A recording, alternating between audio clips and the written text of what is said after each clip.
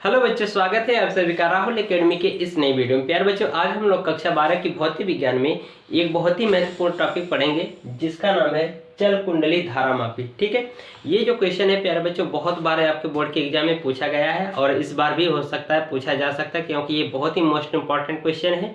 ठीक है, तो इसलिए इसको आप लोग काफ़ी अच्छे तरीके से पढ़ लीजिएगा, तैयार कर लीजिएगा। ठीक है, और इसका जो चित्र है उसका एक आध दो बार प्रैक्टिस कर लीजिएगा। ठीक है, अगर ये क्वेश्चन आया तो चित्र बना करके लिखिएगा। ठीक है, चित्र अगर बनाएंगे तो इससे आपकी कॉपी का थोड़ा सा आकर्षण बढ़ जाता है। ठीक है, तो जिससे आपको पूरे नंबर मिलेंगे। ठीक है, तो यहाँ पर देखिए जो चल कुंडली धारामापी है, ये देख रहे हो कि नाम से स्पष्ट है धारामापी, यानी कि ये जो चल कुंडली जो धारामापी, इसका मतलब है कि हम इससे हम क्या करते हैं, धारा का मापन करते हैं। ठीक है, तो चलिए हम लोग यहाँ पर वीडियो को स्टार्ट करते हैं।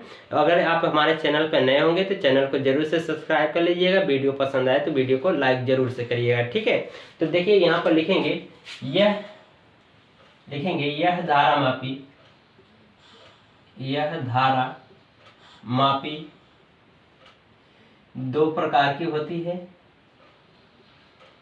दो प्रकार की होती है। ठीक है, पहला निलंबित कुंडली धारामापी, निलंबित कुंडली धारामापी, और दूसरा है किलकित कुंडली धारामापी, किलकित कुंडली धारामापी।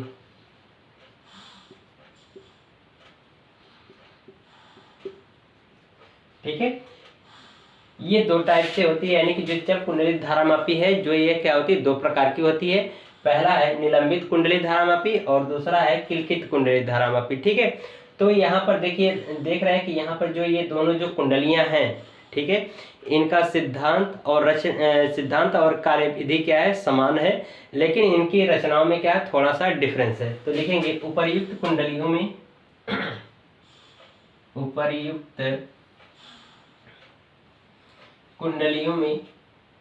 उपर्युक्त धारामापी कुंडली में लिखेंगे। ठीक है, उपर्युक्त धारामापी कुंडली में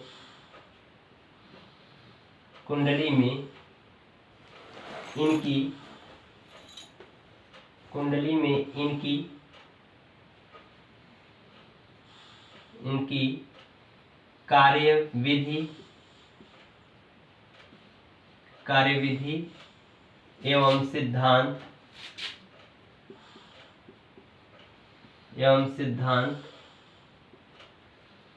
एक ही है, परंतु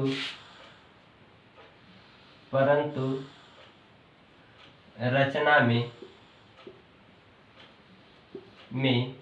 कुछ थोड़ा सा परिवर्तन है। ठीक है, बहुत ही आसान तरीके से लिखा जा रहा है। और ठीक है, और आप कॉपी पेन लेकर बैठ जाइएगा और बिल्कुल जैसे मैं बता रहा हूँ वैसे ही आप लिखिएगा। ठीक है, तो यहाँ पर ये बताया कि जो चल कुंडली धारामापी ये दो प्रकार की होती है। पहला है निलंबित कुंडली धारामापी, दूसरा है किलकित कुंडली धारामापी। ठीक है, आगे कहा गया उपर्युक्त धारामापी में, ठीक है, उपर्युक्त धारामापी कुंडली में, यानी कि ये जो दोनों टाइप की जो धारामापी हैं, इनमें कहा गया कि इनकी कार्यविधि एवं सिद्धांत क्या है, दोनों एक ही है, लेकिन इनकी रचना में कुछ थोड़ा सा क्या है, परिवर्तन है। ठीक है, यही बात कही गई है। ठीक है, तो अब हम लोग यहाँ पर जो पढ़ेंगे वो सबसे पहले नंबर वाली जो कुंडली है इसी को पढ़ेंगे।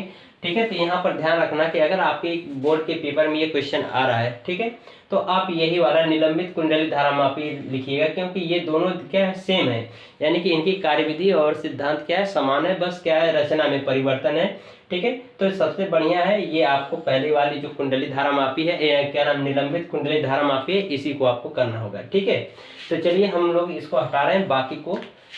ठीक है, तो पहला वाला जो आपकी जो धारामापी, इसको हम समझेंगे। ठीक है, तो इसको साफ कर दे रहे हैं। तो यहाँ पर हम लोग पढ़ेंगे पहली पॉइंट,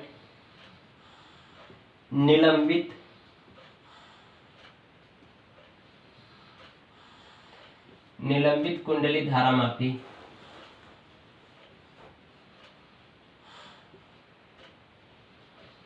ठीक है, पहली जो टाइप है निलंबित कुंडली धारामापी। ठीक है, तो निलंबित कुंडली धारामापी का मतलब क्या है, यहाँ पे समझ लें कि यहाँ पे देख रहे हो नाम से स्पष्ट है धारामापित, यानी कि इसका मतलब कि ये जो निलंबित कुंडली धारामापी है ये क्या होता है, धारा का मापन करता है। ठीक है, तो इसमें हम लिख सकते हैं कि इस कुंडली द्वारा हम विद्युत धारा का मापन तथा संसूचन के लिए इसका उपयोग करते हैं। ठीक है, तो यहाँ पर लिख सकते हैं कि यह वैद्युत धारा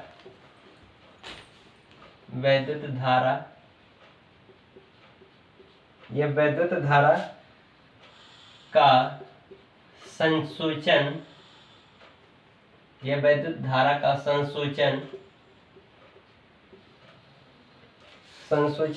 तथा मापन के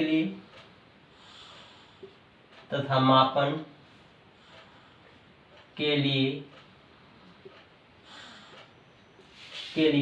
प्रयोग में किए जाने वाला उपकरण है।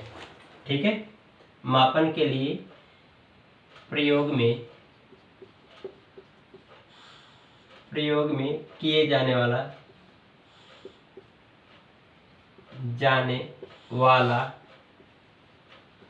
उपकरण है।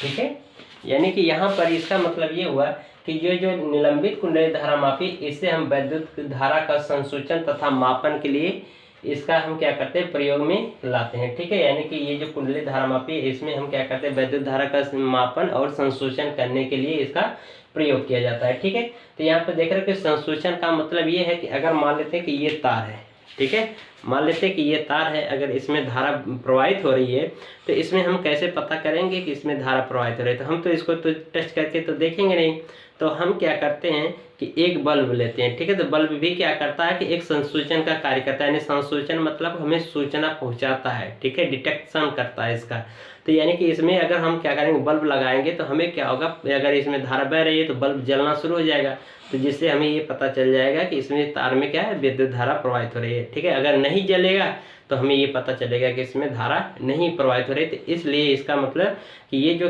आपकी जो निलंबित कुंडली धारामापी, इससे हम क्या करते हैं, विद्युत का संसूचन करते हैं और विद्युत धारा का मापन भी करते हैं। ठीक है, तो यही चीज यहाँ पे लिखा गया है कि यह विद्युत धारा का संसूचन तथा मापन के लिए प्रयोग में किए जाने वाला उपकरण है। ठीक है, यहाँ पर हम कह सकते हैं विद्युत उपकरण। ठीक है, प्रयोग में किए जाने वाला विद्युत उपकरण है।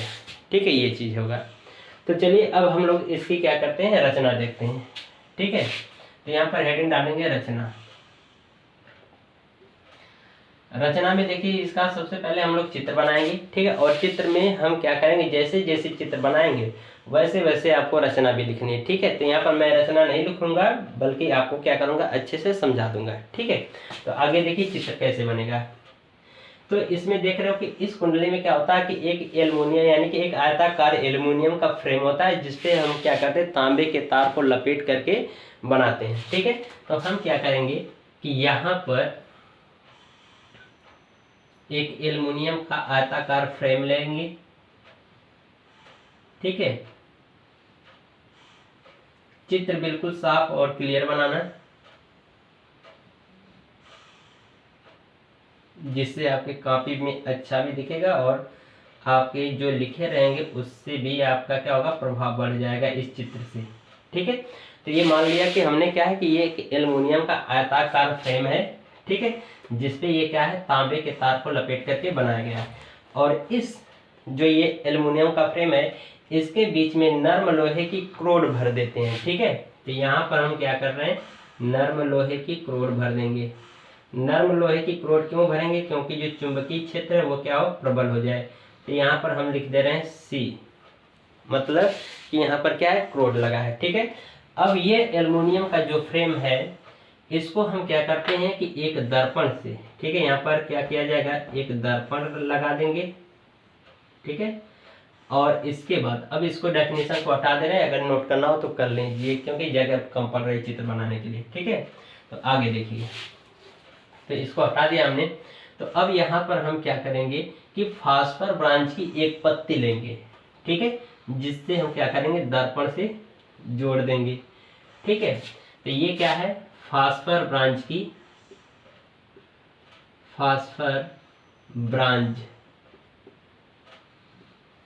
पत्ती। ठीक है, ये क्या है, फास्फर ब्रांच की पत्ती है, और ये इसको हम कह रहे हैं दर्पण। ठीक है, इसको दर्पण को एम मान लेते हैं। ठीक है, अब यहाँ पर क्या किया जाएगा कि यहाँ पर एक मरोड़ टोपी लगाई जाएगी। ठीक है,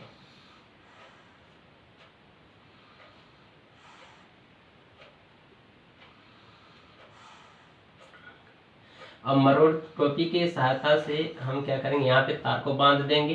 ठीक है, और फिर इसके बाद एक इधर ऐसे लगा देंगे, यहाँ पर भी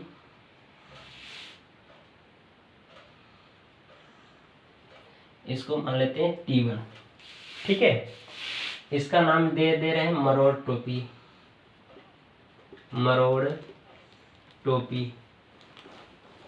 ठीक है, मरोड़ टोपी का मतलब कि जैसे कि ये मान लीजिए कैप है, कैप को हम ऐसे घुमा भी सकते हैं ना, तो ये क्या होता है, ये एक तरह से मरोड़ टोपी का कार्य करेगा। इसलिए यहाँ पर लगाया जा रहा है, क्योंकि जब ये कुंडली घूमेगी तो ये मरोड़ टोपी भी घूमेगी, यानी तार भी घूमेगा, तो तार में ऐंठन उत्पन्न होने के कारण से ये तार टूट भी सकता है। तो इसलिए यहाँ पर हम क्या करते हैं, मरोड़ टोपी लगा देते हैं। ठीक है, आगे देखिए, जो निचला सिरा होता है इस कुंडली का, इसको हम क्या करते हैं, एक एल्युमिनियम के द्वारा कनेक्ट कर देते हैं। एल्युमिनियम कर रहे हैं, इसमें क्या करते हैं, एक स्प्रिंग के द्वारा इसको जोड़ देते हैं। ठीक है,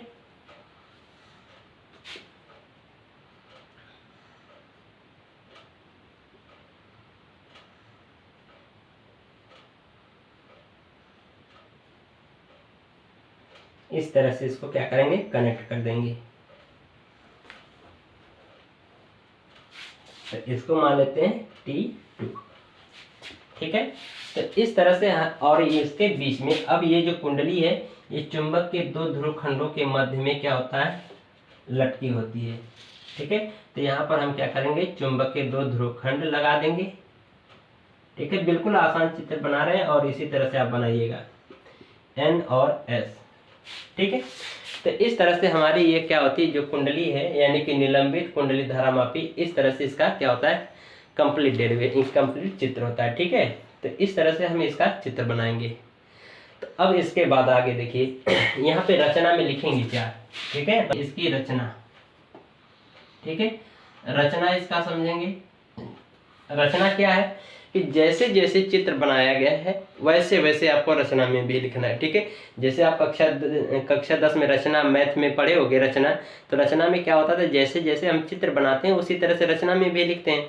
तो उसी तरह से सेम कार्य यहाँ पर भी करना होगा कि जैसे जैसे ये चित्र बनाया गया है वैसे वैसे आपको लिखना होगा। तो सबसे पहले हमने क्या बनाया था, ये फ्रेम बनाया था, फिर उसके बाद ये चुंबक लगाया, फिर बाकी जो भी चीज़ें इसमें लगाया गया इसको लिखा गया। तो सबसे पहले जिसको हम बनाते हैं उसी से शुरू करते हैं। ठीक है, तो इसमें आप लोग लिखिएगा कि इस कुंडली में एक आयताकार एल्युमिनियम का फ्रेम होता है जो कि तांबे के तार को लपेट करके बनाया जाता है। ठीक है, तो लिखेंगे कुंडली के ऊपरी भाग को फास्फर ब्रांच की पत्ती के द्वारा इसको बांधा जाता है, जो कि चुंबक के दोनों ध्रुव खंडों के मध्य में स्वतंत्र रूप से लटकी होती है। ठीक है, फिर उसके बाद लिखेंगे। ठीक है, तो लिखेंगे इस फास्फर ब्रांच की पत्ती के ऊपरी भाग में एक मरोड़ टोपी लगी होती है तथा निचले भाग में एक दर्पण M लगा होता है। ठीक है, तो यहाँ पर देख रहे हो कि मरोड़ टोपी क्या होता है। मरोड़ टोपी यहाँ पर ये होता है कि अगर मान लो कि जैसे कि ये तार है, ठीक है, इस तार को हमने क्या किया, मोड़ करके ऐसे लटका दिया। तो अगर हम इस तार को ऐसे घुमाएंगे, यानी कि जब इसको ऐसे मोड़ेंगे, ठीक है, तो ये तार क्या होगा, यहाँ से क्या होगा, धीरे से टूट जाएगा, यानी कि मुड़ करके क्या होगा, टूट जाएगा। तो ये तार न टूटे इसलिए हम यहाँ पर क्या करते हैं, मरोड़ टोपी का उपयोग करते हैं, ताकि ये तार अगर घूमे तो यहाँ से ये टूटे न, ताकि ये क्या हो, मरोड़ टोपी के द्वारा घूम जाए, जिससे यानी कि तार का कोई क्षति न हो। ठीक है, तो इसलिए यहाँ पर हम क्या करते हैं, मरोड़ टोपी लगाते हैं। ठीक है, अब इसके बाद लिखेंगे कि एल्युमिनियम के फ्रेम के बीच में, ठीक है, या लिखेंगे कुंडली के बीच में एक नर्म लोहे की क्रोड यानी कि नर्म लोहे की क्रोड लगी होती है, जिससे चुंबकीय क्षेत्र की जो तीव्रता यानी कि जो चुंबकीय क्षेत्र है वो क्या हो, प्रबल हो सके। ठीक है, फिर उसके बाद एक लाइन और लिखेंगे कि कुंडली का निचला भाग एक स्प्रिंग, ये जो है स्प्रिंग है, तो लिखेंगे कुंडली का निचला भाग स्प्रिंग के द्वारा जुड़ा होता है। इतना आपको लिखना है। ठीक है, बात फिर से देखिए कैसे रचना में आपको लिखनी है। लिखेंगे इस कुंडली में एक एल्युमिनियम का आयताकार फ्रेम होता है जिसपे तांबे के तार को लपेट करके बनाया जाता है। ठीक है, तो ये हो गई कुंडली। ठीक है, फिर इसके बाद मैंने कहा कि इस कुंडली का ऊपरी भाग फास्फर ब्रांच की पत्ती से क्या होता है, जुड़ा होता है। ठीक है, जो कि चुंबक के दोनों ध्रुव खंडों के मध्य में लटका होता है, यानी कि दोनों चुंबक के क्या नाम है, चुंबक के दोनों ध्रुव खंडों के मध्य में क्या होता है, स्वतंत्र रूप से लटकी होती है। ठीक है, अब लिखेंगे फास्फर ब्रांच की पत्ती का ऊपरी भाग एक मरोटोपी के द्वारा जुड़ा होता है जिससे तार में कोई क्षति उत्पन्न न हो। ठीक है, फिर लिखेंगे और इस पत्ती का निचला भाग एक दर्पण एम से जुड़ा होता है। ठीक है, फिर उसके बाद अब आइए बात इतनी हो गई, अब इसकी बात करें तो लिखेंगे जो कुंडली है यानी कि कुंडली का सबसे निचला भाग एक स्प्रिंग के द्वारा जोड़ा जाता है। ठीक है, इतना आपको रचना में लिखनी है। ठीक है, तो अगर आपको समझ में आया हो तो रचना लिख लेना। अब हम लोग इसका सिद्धांत देखते हैं। तो सिद्धांत में देखिए लिखा गया है कि यदि कुंडली में आई धारा प्रवाहित किया जाए तथा यह कुंडली चुंबकीय क्षेत्र के लंबवत हो, तब इस कुंडली पर लगने वाला बल आघूर्ण। ठीक है, यानी कि यहाँ पर देख रहे हो कि हम क्या कर रहे हैं कि इस कुंडली में आई एम्पियर की धारा प्रवाहित कर रहे हैं। ठीक है, और ये जो कुंडली है ये क्या हो, चुंबकीय क्षेत्र के लंबवत रखी हो, तब इस कुंडली पर क्या होता है, बल युग्म आघूर्ण कार्य करता है, यानी कि दो बल कार्य करते हैं। ठीक है, एक आप डेरिवेशन पढ़े होंगे कि अगर ये एक समान कोई चुंबकीय क्षेत्र है, ठीक है, मान लेते हैं ये क्या है, एक समान चुंबकीय क्षेत्र है, तो इस एक समान चुंबकीय क्षेत्र में एक आयताकार कुंडली रख दें तो इस पर क्या होता है, एक बल ऊपर की ओर कार्य करता है, एक बल नीचे की ओर कार्य करता है। ठीक है, तो इसके लिए जो बल आघूर्ण का मान आता है वो क्या होता है, टाउ बराबर NI BA साइन थीटा। ठीक है, तो ये मान आता है। ठीक है, तो उसी तरह से देख रहे हो कि यहाँ पर भी है कि एक आयताकार जो कुंडली है ये भी चुंबकीय क्षेत्र के लंबवत दिशा में क्या है, लटकाई गई है। तो इसमें क्या होगा कि यहाँ पर भी क्या होगा, इस कुंडली पर बल आघूर्ण कार्य करेगा। बल आघूर्ण क्या करेगा कि इसको घुमाने का कार्य करेगा। जब ये कुंडली क्या होगी, ऐसे घूमेगी तो ये तार भी क्या होगा, घूमेगा, तो यानी कि तार में भी क्या होगा, ऐंठन उत्पन्न होगा। ठीक है, तो ये देख रहे हो कि यहाँ पर दो बल आघूर्ण उत्पन्न होंगे, एक तो यहाँ पर कुंडली में उत्पन्न होगा, एक यहाँ मरोटोपी पे में उत्पन्न होगा। ठीक है, अभी हम लोग इसके बारे में देखें। ठीक है, तो लिखेंगे टाउ बराबर जो सूत्र होता है वो क्या होता है, NI BA साइन थीटा, क्योंकि यहाँ पे देख रहे हो कि जब ये कुंडली चुंबकीय क्षेत्र यानी कि एक समान चुंबकीय क्षेत्र में लटकाए गए तो यहाँ पर बल आघूर्ण कार्य करेगा, तो वो कितना होगा, NI BA साइन थीटा होगा। अब ये कुंडली जो है चुंबकीय क्षेत्र के लंबवत दिशा में रखी गई है, तो इसलिए थीटा बराबर क्या हो जाएगा, 90 अंश। तो यहाँ पर मान रख देंगे तो ये हो जाएगा टाउ बराबर NI BA साइन 90 अंश। साइन 90 अंश का मान आपको पता है कि 1 होता है। ठीक है, तो यहाँ पर मान रख दीजिए कि हो जाएगा टाउ बराबर NI B, ठीक है, NI और ये क्या नाम A भी होगा। ठीक है, NI A B sine theta. ठीक है, यहाँ पर भी क्या होगा, A होगा। तो इसको हम मान लें समीकरण नंबर 1। ठीक है, अब देख रहे हो कि यहाँ पर एक मैंने बताया कि अब मरोटोपी में भी बल आघूर्ण उत्पन्न होगा। तो मरोटोपी में बल आघूर्ण कैसे उत्पन्न होगा कि देख रहे हो कि तार जब ये कुंडली घूमेगी तो ये तार में भी क्या होगा, ऐंठन उत्पन्न होगा। तो ऐंठन उत्पन्न होगा तो यहाँ पर देख रहे हो कि ये तार की दृढ़ता पर अब आधारित होगा। ठीक है, तो तार की दृढ़ता पर आधारित होगा कैसे कि तार जितना मजबूत होगा, ठीक है, तार जितना, अगर मान लो ये तार है, ये जितना मजबूत होगा उतना इसको मोड़ा जा सकता है, ऐंठन उत्पन्न हो सकता है। अगर तार बहुत कम होगा यानी कि थोड़ा सा बहुत कम मजबूत हो तो थोड़ा से ऐंठन में ही वो क्या होगा, टूट जाएगा। ठीक है, तो इसका मतलब कि यहाँ पर ये तार जितना मजबूत होगा उतना ही घूमेगा। तो इसका मतलब कि एक यहाँ पर बल कार्य कर रहा है। ऐंठन जो है, तार का जो ऐंठन है वो भी यानी कि जो दृढ़ता है वो एक तरह का क्या कर रहा है, बल का कार्य कर रहा है। यानी कि जो तार की जो मजबूती है यानी जो दृढ़ता है वह एक तरह का क्या कर रहा है, बल का कार्य कर रहा है। ठीक है, तो इसलिए वहाँ पर जो उसको हम मान लेंगे C। ठीक है, ठीक है। तो जो तार की जो दृढ़ता है वो क्या कर रही है, एक तरह का बल का कार्य कर रही है, और बाकी जो तार इस तरह से ऐंठ रहा है, यानी कि इस तरह से तार जो ऐंठ रहा है यह एक तरह का क्या कर रहा है, दूरी का कार्य कर रहा है। ठीक है, तो इसमें भी बल आघूर्ण उत्पन्न हो रहा है। तो बल आघूर्ण का सूत्र क्या होता है कि टाउ बराबर बल गुणे दोनों बल के बीच की क्रिया रेखा की दूरी। ठीक है, तो ये मान लेते हैं दूरी। तो यहाँ पर जो दूरी का जो कार्य कर रहा है वो क्या कर रहा है, उसको मान लेते हैं फाई। ठीक है, तो इसके लिए देखो क्या होगा, यहाँ पर आगे लिखेंगे। ठीक है, ठीक है। तो आगे देखिए, तो यहाँ पर ये समीकरण नंबर 1 मैंने नोट कर दिया, बाकी यहाँ से जो चीज़ें लिखी गई थी उसको मैंने हटा दिया है। ठीक है, तो आप वीडियो को बैक करके देख लीजिएगा क्या लिखा है, अगर आपने नोट नहीं किया होगा तो। ठीक है, तो बाकी ये समीकरण नंबर 1 यहाँ तक बना था। अब इसके बाद आगे देखिए, मैंने कहा था कि एक तो यहाँ पर बल आघूर्ण कार्य कर रहा है जो कि ये समीकरण नंबर 1 से प्राप्त हो गया है। ठीक है, अब मैंने बोला कि यहाँ पर मोनोटोपी की यहाँ पर भी क्या होता है, एक बल आघूर्ण कार्य करता है। तो वहाँ पर देखिए क्या है कि यदि मान लेते हैं कि यदि फास्फर ब्रांच की पत्ती की मरोड़ दृढ़ता C हो, यानी कि जो फास्फर ब्रांच की जो पत्ती यानी कि जो तार है उसकी जो मजबूती यानी कि उसकी जो दृढ़ता वो मान लेते हैं कितना हो, C हो, तथा कुंडली में ऐंठन क्या हो, फाई हो। तो यानी कि जब कुंडली घूमेगी तो इसमें क्या होगा, तार में ऐंठन उत्पन्न होगा। तो वह ऐंठन हमने मान लिया कितना, C हो।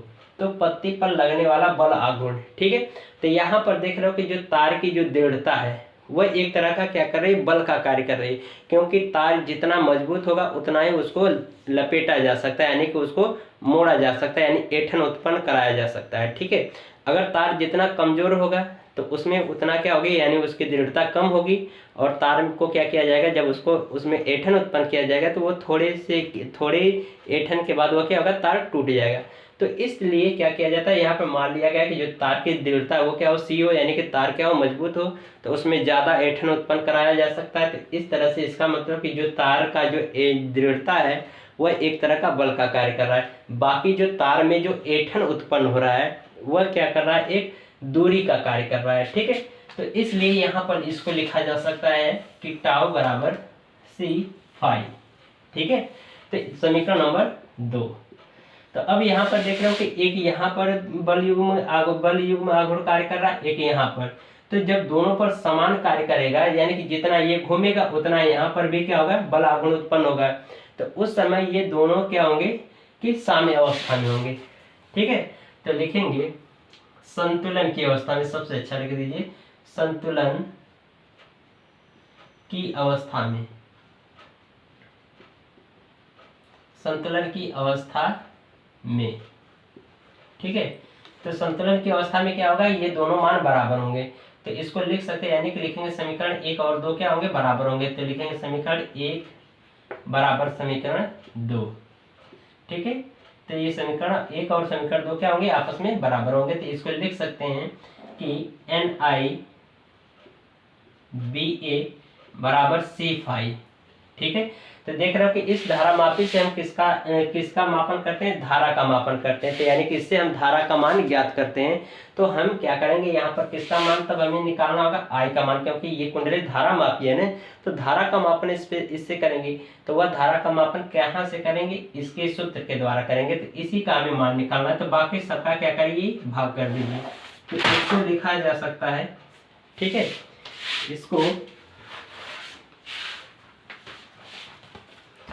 इसको लिख सकते हैं कि I बराबर C अपान, देखिए थोड़ा सा C फाई अपान NBA। ठीक है, इसको थोड़ा सा फाई को मैं अलग लिख दूं ऐसे।